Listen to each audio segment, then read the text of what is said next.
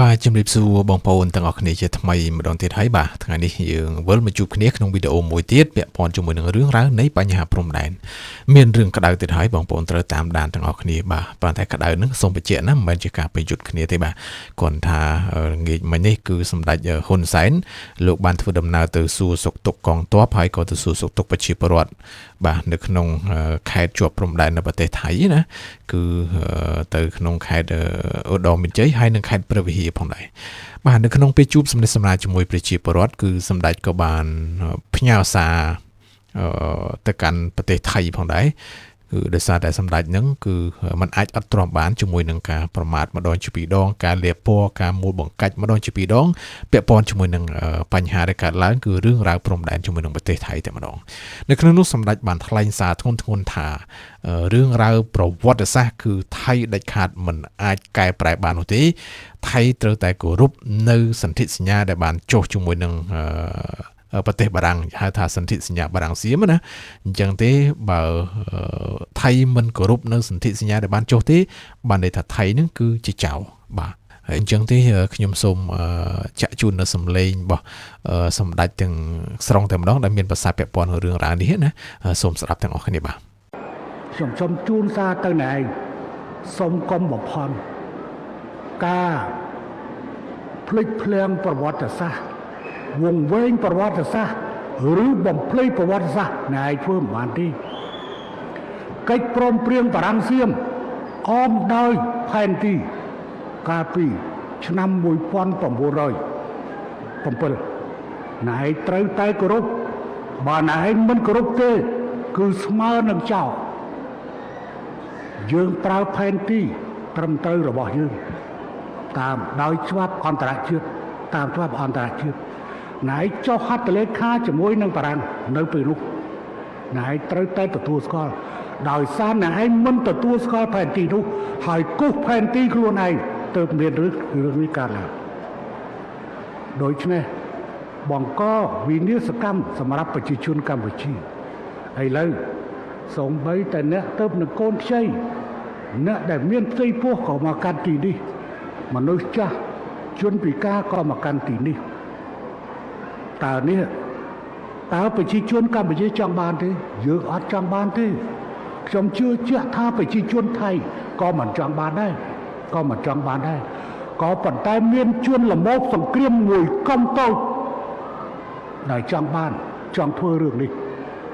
ចំនួននយោបាយនៅឯបាងកកបានផ្ទេរចំនួនមកកាន់ព្រំដែនកម្ពុជាថៃអ្នកត្រូវយល់មិនមែនកម្ពុជាល្ងងដែលមិនដឹងរឿងរបស់អ្នកឯងទេថ្ងៃស្អែកខ្ញុំនឹងបកស្រាយជូនអ្នកឯងសូម្បីតែអ្នកឯងដូរឧបនាយករដ្ឋមន្ត្រីអនុជិញដែលជាឧបនាយករដ្ឋមន្ត្រីនិងរដ្ឋមន្ត្រីមហាផ្ទៃក៏អ្នកឯងផ្ដាំមកខ្ញុំដែរអ្នកឯងសូម្បីតែគ្នារបស់អ្នកឯងក្បត់ទៅហើយតើជាមួយខ្ញុំអ្នកឯងហ៊ានក្បត់ទេច្បាស់ជាហ៊ានក្បត់ថ្ងៃទី15ណែទៅចាំបានផ្ដាំតាមមនុស្សម្នាក់ថាដូរអនុជិញចេញពីរដ្ឋមន្ត្រីមហាផ្ទៃដើម្បីយកក្រសួងមកឲ្យធ្វើថៃកាន់ខ្ញុំសូមជម្រាបណែឯងខ្ញុំបានប្រាប់ទៅណែឯងវិញថា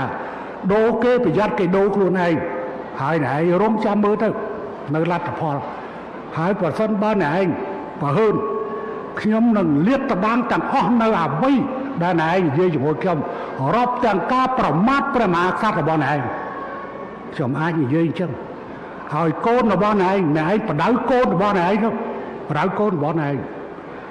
ក៏មានកូនធ្វើនាយករដ្ឋមន្ត្រីហើយខ្ញុំក៏មានកូនធ្វើនាយករដ្ឋមន្ត្រីប៉ុន្តែណែឯងកុំផន់ច្រឡំអសោះជាមួយនឹងហ៊ុនសែន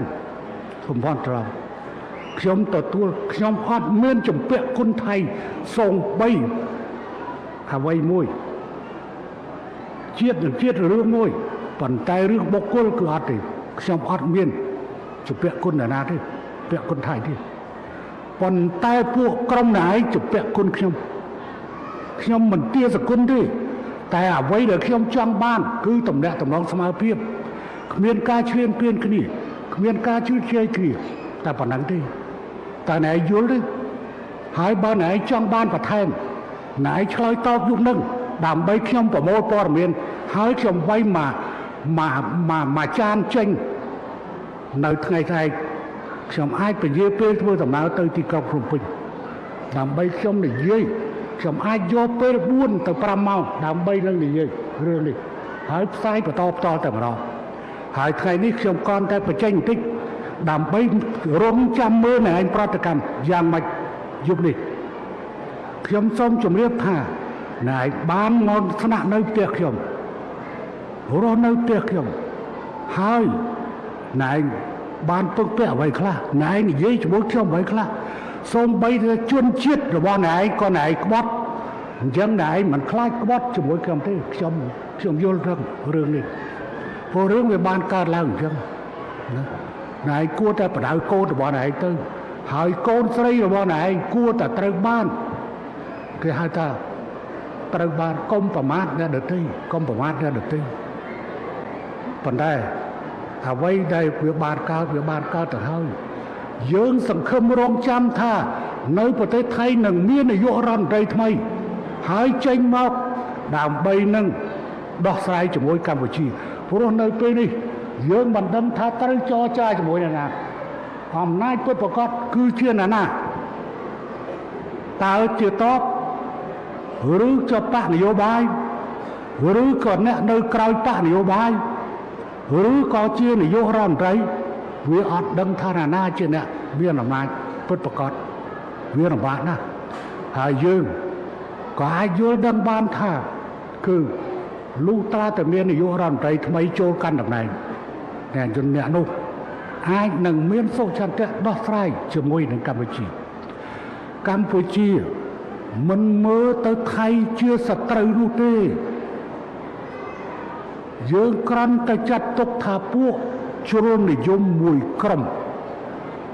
ដោយរយទៅដោយកងទ័ពខ្លះនិងអ្នកនយោបាយខ្លះតែប៉ុណ្ណោះយើងមិនប៉ះពាល់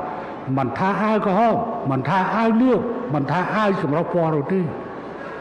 យើងធ្វើការគ្រប់ជាមួយតួអង្គទាំងអស់ដែលចូលមកគ្រប់គ្រងប្រទេសថៃយើងមិនរំពឹងថា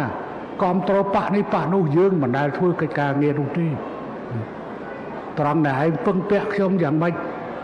សុំខ្ញុំពិគ្រោះយោបល់យ៉ាងម៉េចខ្ញុំមានធ្វើបើសិនជាអ្នកឯងចង់ឲ្យខ្ញុំបញ្ចេញនៅថ្ងៃស្អែកខ្ញុំក៏នឹងបញ្ចេញនៅថ្ងៃស្អែក